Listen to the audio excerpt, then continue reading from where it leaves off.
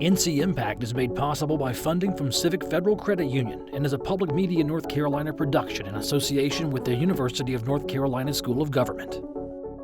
Well, I mean, the basic thing remains the case. If you don't have a computer in this society, you can't be successful. If you're a kid and you don't have a computer, you can't do your work at home. The COVID-19 pandemic has fundamentally changed how we work, learn, and live.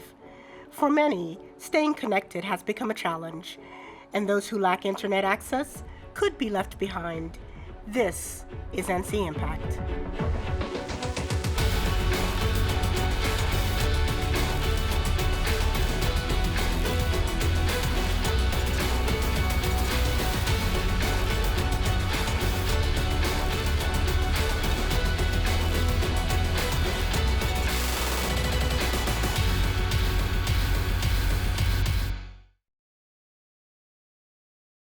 I'm Anita Braun-Graham. Welcome to ncIMPACT. We're discussing how COVID-19 as a pandemic is affecting our lives, our jobs, and our schools. We're seeking great ideas and solutions so people lacking broadband internet access can work, study, and stay connected during the coronavirus pandemic.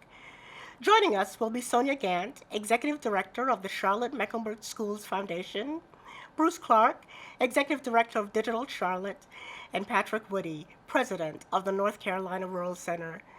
They have ideas, and they want to hear your ideas and your questions on broadband internet access in North Carolina. Those who struggled with broadband internet access before the coronavirus are likely struggling even more these days. Cities and towns are trying to narrow what's called the digital divide because employees are forced to work from home and children must take classes online. ncIMPACT's David Hurst met a group in Charlotte that, before the coronavirus changed everything, was already trying to get computers to those who needed them. All right, these are yours. Thank you. Pat Millen first learned about the idea of a digital divide when his daughter was in middle school. Oh, really? It was the first time when my daughter came home and said, you know, every assignment we seem to get at school seems to require a computer, and there's so many kids here that don't have them. How can they possibly be successful if they can't do their homework? He began researching the topic and found that nationally, 70% of teachers assign homework that requires broadband access, but only 33% of students have access in their home. Well, I mean, the basic thing remains the case. If you don't have a computer in this society, you can't be successful. If you're a kid and you don't have a computer, you can't do your work at home. It led him to create E2D, a nonprofit agency that distributes donated laptops to students who need them to do homework. Soon thereafter, I came down to the principal here at West Charlotte and said, wouldn't it be great if we could open up a computer lab on your campus? And she bolted up out of her chair and she said, follow me.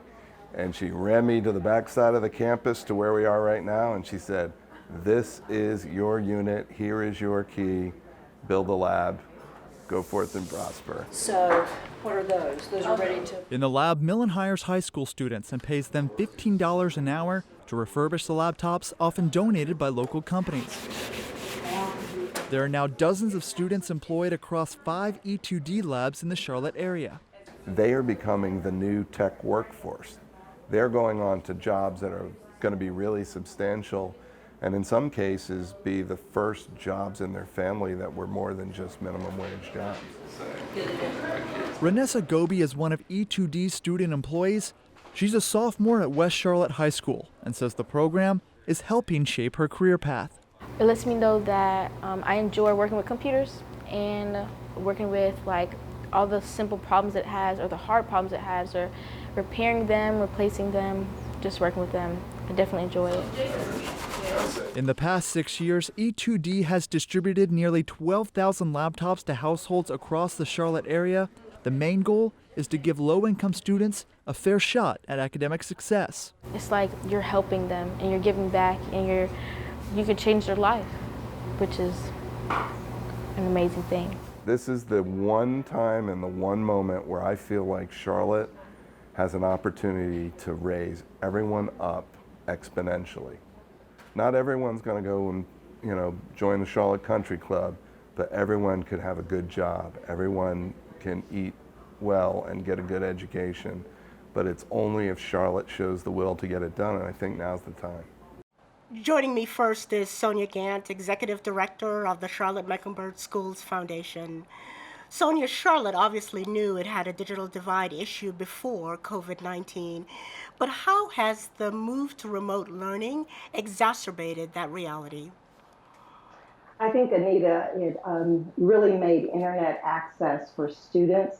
It kind of went from a nice to have, we hope our students have it at home, to, oh my goodness, it's a necessity if we are being told to move into remote learning. So I think before teachers, there was a lot of discussion about how many assignments are given that require computers at home and internet access. But when you are ordered and buildings closed and you go to remote learning and you realize that the library or community centers where students might have been able to get their work done, that those buildings were closing as well, it just really put a new emphasis on we've got to do something about it if we want our children to be able to have or take advantage of the learning that's being offered online. I want to say that I think Charlotte Mecklenburg Schools was really fortunate in that they benefited from having put a focus on making sure that every student in grades 4 through 12 had access to a computer in school. So they had one piece of the puzzle solved in that they were able to then send those devices home with students. But then that's when the issue became, okay, great, we've sent them home with a computer, but do they have access to the internet in their home? And I'm so glad to see you share the story of E2D, because it was really Pat Millen's organization that helped CMS's Chief Technology Officer find a deal for mobile hotspots. And then we were very grateful at the foundation that there were 3 donors who stepped forward, and we were able to get about 6,000 hotspots to provide to our students if they didn't have connectivity at home. And I want to say the situation's changing, right? Because when we sent kids home, there was a concern about who didn't have it. But now I've talked to families where it's changing as people lose their jobs or are forced in some cases to move in with family members who don't have it, like they might have had it. I heard a principal share a story with a mom who thought that she could run it off of her phone and then got the bill now that we're weeks into this and realized that that's a really thing to do. So the short answer to your question is I think it really raised awareness about how important connectivity is, especially when you can't just go out in the community and get it somewhere else. So, Sonia, it won't surprise you that we are getting lots of questions from parents and students around this issue. And I want to go to our first question. You made this distinction earlier. How do we ensure equitable education for all North Carolina students if students don't have access to networks? Yes. And I'm sure that districts across the state have had to come up with different solutions, right? Because I'm well aware that not every school district had their students all having their own laptops. I will say in Charlotte Mecklenburg schools, kindergarten through 3rd grade were provided paper packets.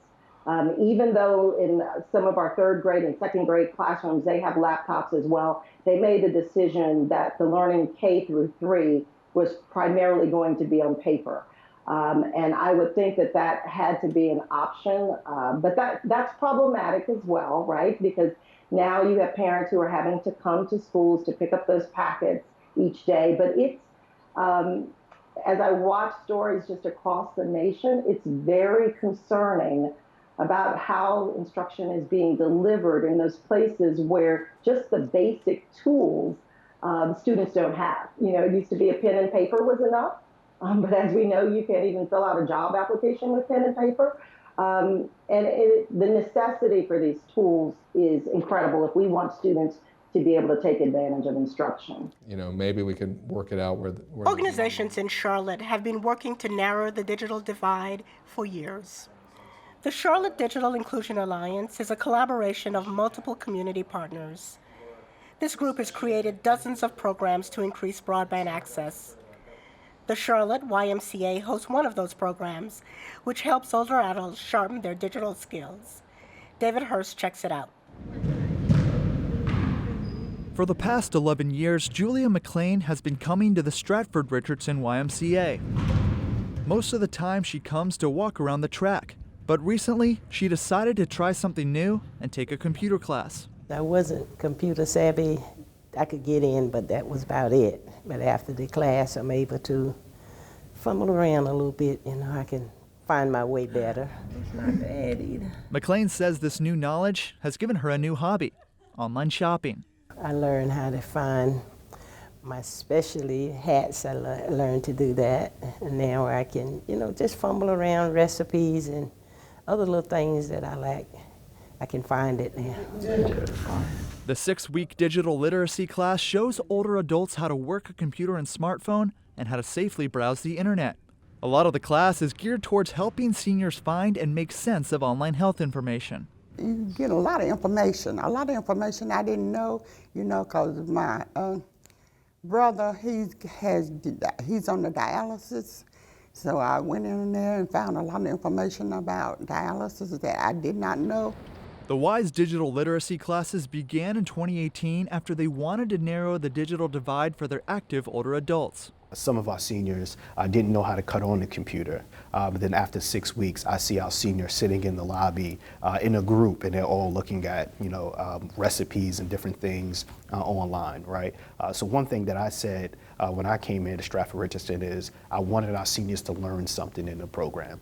We didn't want this to be a babysitting service. We wanted them to actually learn something and allow our seniors to be continuous learners. It actually brought families closer together. Some of their families have moved away. They're not able to see their grandchildren.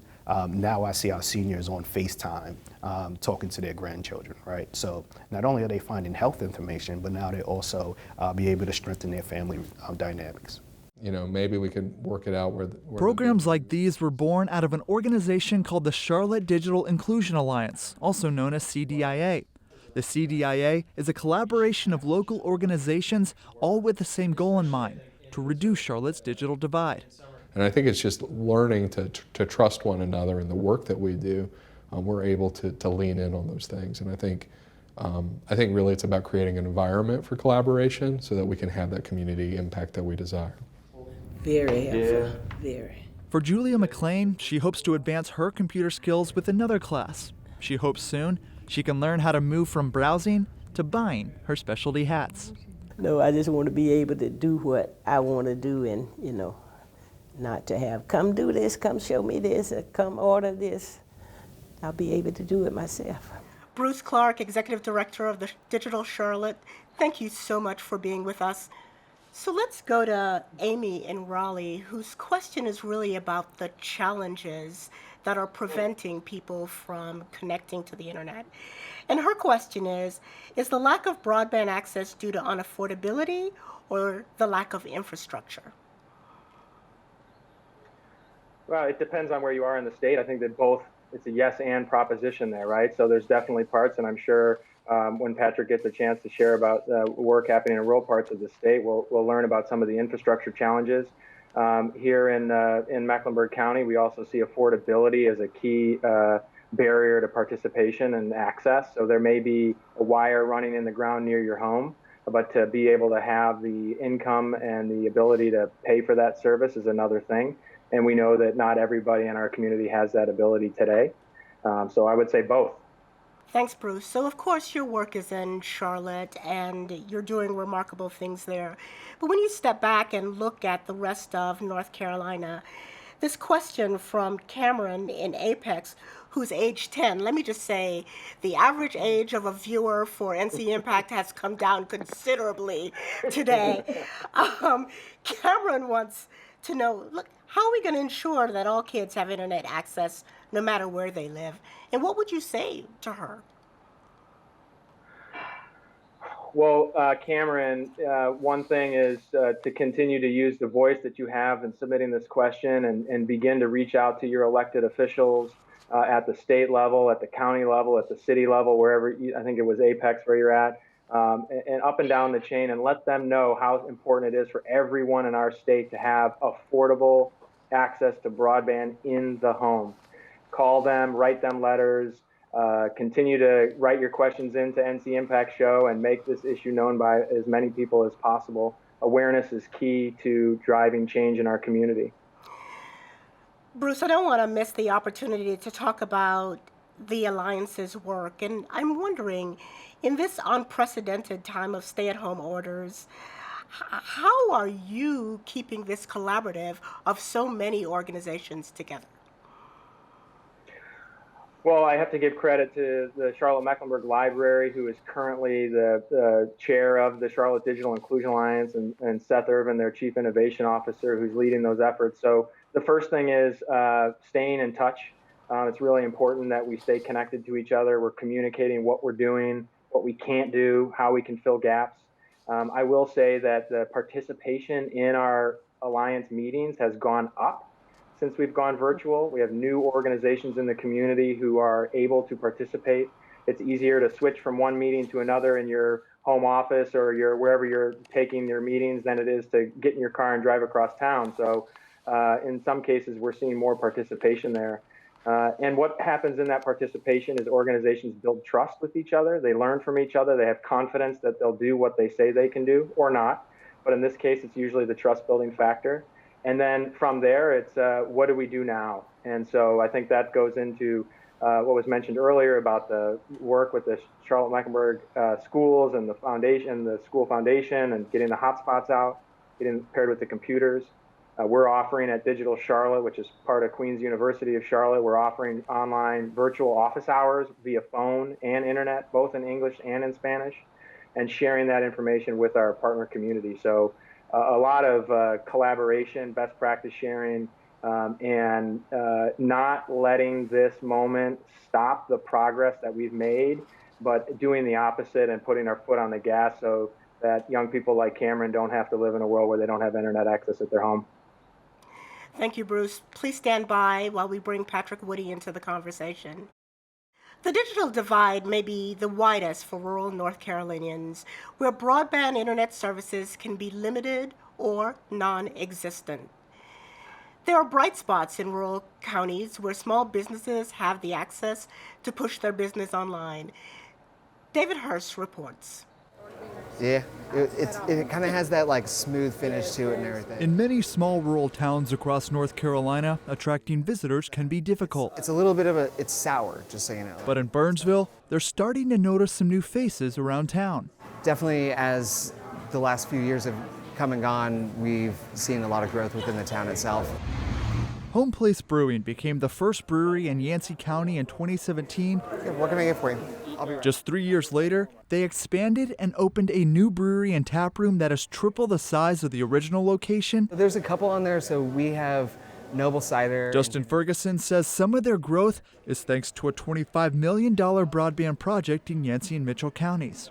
Without having that high-speed internet, we want to be able to run our point-of-sale machines. We want to be able to offer like the free Wi-Fi to customers, and then we want to be able to run our like back-end admin stuff as well. So we set up with 3 different networks so that we can keep all those going at the same time, and being able to get that delivered just directly to the building has been crazy good. The broadband project came online in 2014 after Yancey County received a $25 million grant from the U.S. Department of Agriculture's Rural Utilities Service. The county formed a public-private partnership with Country Cablevision, a local provider. Country Cablevision then went to work building hundreds of miles of fiber optic cable that runs directly to homes and businesses. It's given many who live in the area access to some of the fastest internet speeds in the state. Well, Yancey County has had good positive growth working on infrastructure, our road systems, and so we're easy access as far as drivability to Asheville and the outlying areas. A good location in the eastern United States, but having fiber and broadband today makes all the difference in the world whether people can live there or not. For those in Yancey and Mitchell counties, they're hopeful the broadband will continue to be a catalyst for their growth, making it not only a desirable place to visit, but also an attractive place to live. I definitely think having the access to internet out this way now is going to keep folks here in town versus them needing to go to Asheville to work because they can't get consistent internet access, which I was doing for quite a while. And some say it's helping their region keep up in a connection-driven world where many rural communities are often left behind. Joining us now is Patrick Woody, president of the North Carolina Rural Center. Patrick, thank you so much for being with us. Thank you, Anita. In a state in which 80 of our 100 counties are defined by statute as being rural, I think I have a question from every single one of those 80 counties. So let's go straight to some audience questions, if we might. Interesting to just look at that video and see what's happening in Yancey and Mitchell counties, and then to hear this question from Deborah, who's in Avery County. She asks, will broadband reach remote areas in the mountains, and how will residents know when it becomes available? Well, the answer to Deborah's question is yes. Broadband must reach every place in our state, including the most remote places in the mountains of western North Carolina. I think the clip that just played really illustrates very clearly how it really is a function of where you happen to be and what the state of the infrastructure is there. Mitchell and Yancey, because of this project that was talked about in the clip, have some of the fastest speeds in the state. Not too far from Avery, moving north and east, are also some extremely well-connected. In fact, some rural counties that are connected with fiber to the home that is as good an infrastructure as you will find anywhere in the state of North Carolina. But in parts of Avery County and in too many parts of rural North Carolina, that infrastructure is just non-existent or is inadequate and is subpar. So we must be dedicated to really addressing the access issue of improving the infrastructure to where no matter how remote the place is. And believe it or not, there are even spots in urban North Carolina where access is an issue. There are those places. But we've got to work and we've got to be committed to solutions that get infrastructure to every place in the state. So it takes time to build infrastructure, and yet we find ourselves in a moment of crisis where people really do need to have this access immediately. Do you know whether there are plans to add mobile units in rural areas to boost broadband access? Well, that is one of the great silver linings, I think, of the pandemic. It is the way that many of our rural small broadband companies have stepped up to address the immediacy of the needs of students who are at home and college kids who are coming back home and need to do online coursework, rural residents that need telehealth access and all kinds of things, and they don't have that infrastructure or they can't afford it, and home is not a solution for them. We've seen great examples of these companies standing up mobile hotspots, free Wi-Fi access. One company alone stood up over 50 Wi-Fi hotspots in their service territory to provide immediate free Wi-Fi access for students and parents in needs, where they could just drive to a parking lot and park, stay in their vehicle, and have access to a Wi-Fi network. That is, of course, temporary. That's not a long-term solution, but it does show, I think, the resiliency of rural companies and the thinking that goes into solving problems where they exist, and really working to meet immediate needs. And we should say that the North Carolina Broadband Infrastructure Office actually has a map of availability, and so I encourage you, Susan and Hickory, to check that out. The next question is from Halifax County. Here the question is, what advice can you give for families living within a mile of known broadband access yet aren't eligible to subscribe? This is a common problem, and I hear it often, get emails and letters from families who are aware that they're near a major piece of fiber and are unable to access it, or it's extremely expensive for them to access it. This is a problem, and it's another reason why there has to be a variety of choices available to communities. Competition is good, and even competition in rural North Carolina among providers will be good. But for those that are near fiber connections that's inaccessible, the good news is when we really get serious about building out the infrastructure, the last mile to the home and to the small business, the fact that we do have a very robust and very strong middle mile will help to lessen the costs of doing that last mile. It's not an immediate answer, but the bottom line is we've got to build more infrastructure throughout those places. Thank you, Patrick. I want to thank our viewers for watching and engaging and really putting out good questions, but also offering a ton of solutions that are out there if we work together. Visit unctv.org/ncIMPACT for more information. Coming up on ncIMPACT. We know nationally that people who live in rural communities tend to have poor health outcomes, and access is a major barrier. The coronavirus pandemic is threatening our rural areas.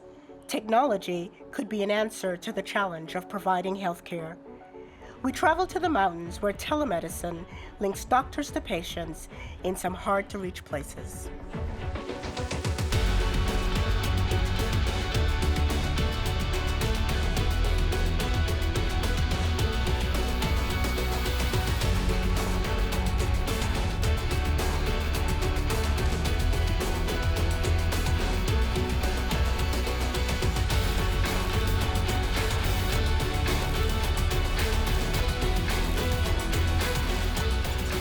ncIMPACT is made possible by funding from Civic Federal Credit Union and is a Public Media North Carolina production in association with the University of North Carolina School of Government.